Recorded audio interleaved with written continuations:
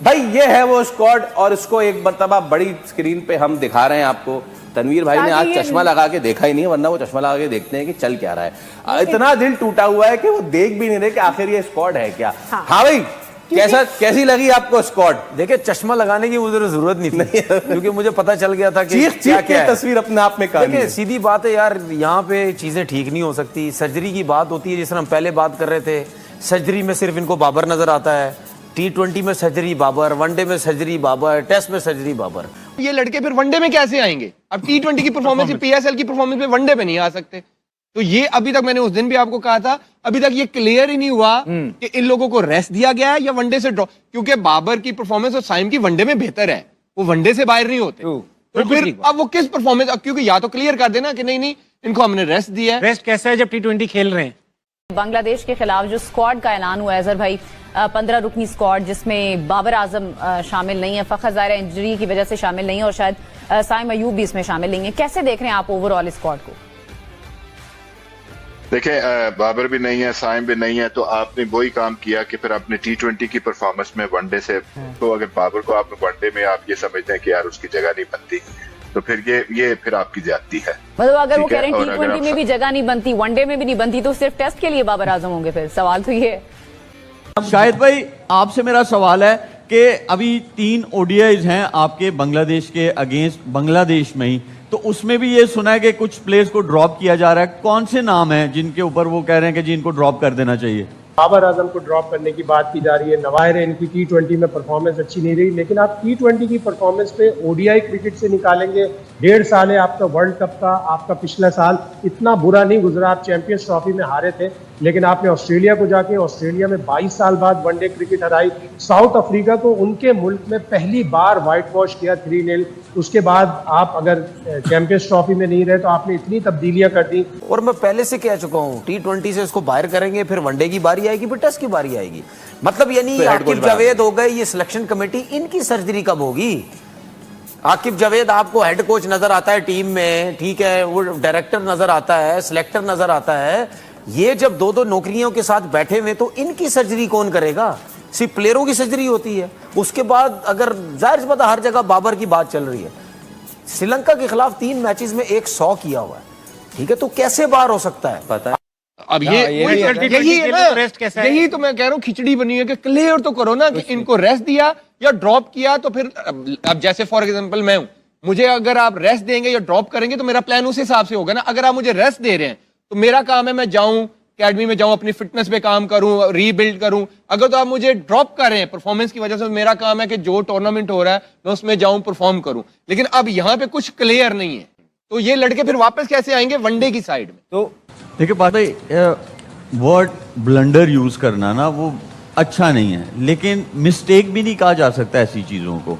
ये ब्लंडर ही है ना कि आपके एक फॉर्मेट की टीम में प्लेयरों ने परफॉर्म किया हुआ है, आपकी थोड़ी सी सेटल वो हो चुकी है, अगले साल आपका 50 ओवर वर्ल्ड कप है, आप उसको भी खराब कर रहे हो। अच्छा नाम ये बोल देता हूँ, सेंसलेस, कि सेंसलेस मतलब डिसीजन होगा। जो वनडे में अच्छा परफॉर्म करता हुआ आ रहा है, अगर बांग्लादेश सीरीज नहीं होती, आप देखें बाबर आजम वनडे से कहाँ ड्रॉप होता है यार? बिल्कुल भी नहीं होता। रिजवान कहाँ ड्रॉप होता है? बिल्कुल। सलमान अली आगा कहाँ ड्रॉप होता है? नहीं, परफॉर्मेंसेज है। जा रहा है कि जानबूझकर T20 के बाद ODI के दरवाजे बाबर आजम के लिए बंद किए जा रहे हैं, क्या कहेंगे सर इस पे आप? देखिए, बात यह है कि सिलेक्शन होती है करंट फॉर्म के ऊपर।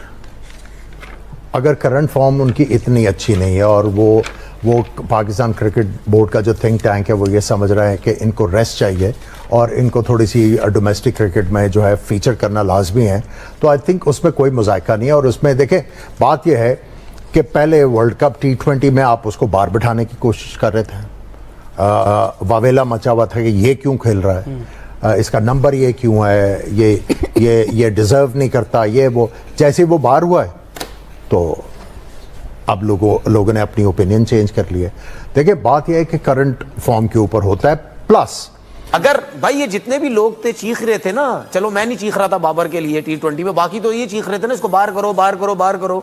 तो यार जब T20 में उसकी परफॉर्मेंस नहीं हुआ तो वनडे, तो फिर वनडे में क्यों नहीं है?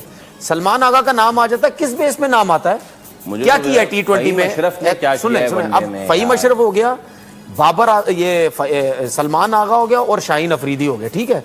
चलो मैं मानता हूं यार इन तीनों को इस वजह से रखा गया, आपने सोचा नहीं यार एकदम से आप इनको तो नहीं बाहर कर सकते ना, क्योंकि शाहीन है कप्तान, उसको भी लेके चलना है। सलमान आगा जो हम काफी बात करते रहे कि यार वो वनडे और टेस्ट का बहुत अच्छा प्लेयर है, ठीक है जी, समझ आती है, आप उस चक्कर में भी आपने उसको सिलेक्ट किया होगा। उसमें से फ़हीम अशरफ की मुझे समझ नहीं आती कि क्या वजह, लेकिन इन दोनों की मुझे समझ आती कि आपने वनडे में लेके चलना है। तो फिर बाबर की सिलेक्शन क्यों नहीं है? अगर इतना पर्सनल हुए, वे कौन लोग हैं, कौन लोग इतने पर्सनल हैं? एक चीफ सेलेक्टर, एक सिलेक्टर छोड़ के चला गया, उसने तो कह दिया था कि T20 का मैं इसको नहीं मानता, ठीक है। अब ODI में अगर जिसने नहीं रखा तो वो कौन पर्सनल हुआ है? सिलेक्शन कमेटी में से कोई पर्सनल है, कोच में से कोई पर्सनल है, सुन ले मेरी बात। तो मेरा सिर्फ कहने का मकसद ये है कि आप इस तरीके से अपने प्लेयरों की धज्जियां उड़ाते हैं। अब आप कोशिश क्या कर रहे हैं कि बाबर को बिल्कुल जमीन पे लगा दिया जाए, वनडे से भी फारिग करके, टेस्ट क्रिकेट से भी फारिग करके। अब उसमें क्या कसूर है उसका, क्या कसूर, आप क्या चाहते हैं? फिर आप उसमें बातें करेंगे जी डोमेस्टिक T20 नहीं खेल रहा, फलाना ये नहीं खेल रहा, फलाना वो नहीं कर रहा, ये नहीं कर रहा, वो नहीं कर रहा। खबरें आप उसके साथ ऐसा कुछ करते हैं तो वो क्या करेगा फिर? डोमेस्टिक से उनको रिलीज कर दिया गया, नेशनल T20 ऐसा नहीं होता, मतलब वैसे रिलीज कर दिया, नहीं खेल रहे वो।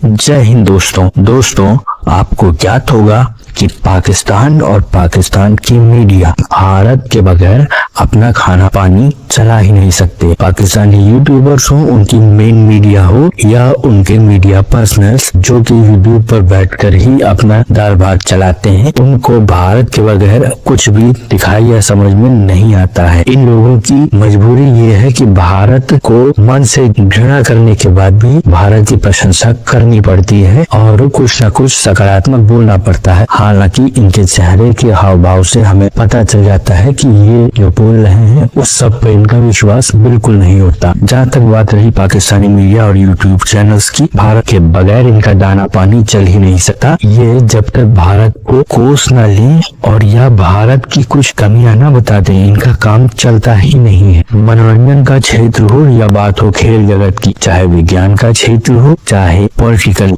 या फिर युद्ध क्षेत्र, भारत से मुकाबला करना और अपने आप को किसी न किसी तरीके से भारत से बढ़कर दिखाना, लेकिन इस प्रयास में अपना ही पप्पू करवा लेना पाकिस्तानी मीडिया का प्रिय शगल रहा है। इसी के साथ साथ मित्रों, ये चाहे ना चाहे इनको ये मानना भी पड़ता है समय समय पर कि भारत श्रेष्ठ है और भारत आगे बढ़ रहा है, और यही बात है कि भारत की तारीफ के बगैर इनसे रहा भी नहीं जाता। पर क्या करें, मन में जो घृणा है वो छिपाए भी नहीं सकती। अगर आपको हमारा काम पसंद आता है मित्रों, तो इस वीडियो को लाइक जरूर कीजिएगा, साथ ही साथ शेयर करना न भूलें। और अगर आपको हमारा चैनल पसंद आता है मित्रों, तो हमारे चैनल को सब्सक्राइब जरूर करें, साथ ही बेल आइकन को दबा दें ताकि आपको आगे आने वाली वीडियोस का नोटिफिकेशन मिलता रहे। आपका बहुत बहुत धन्यवाद।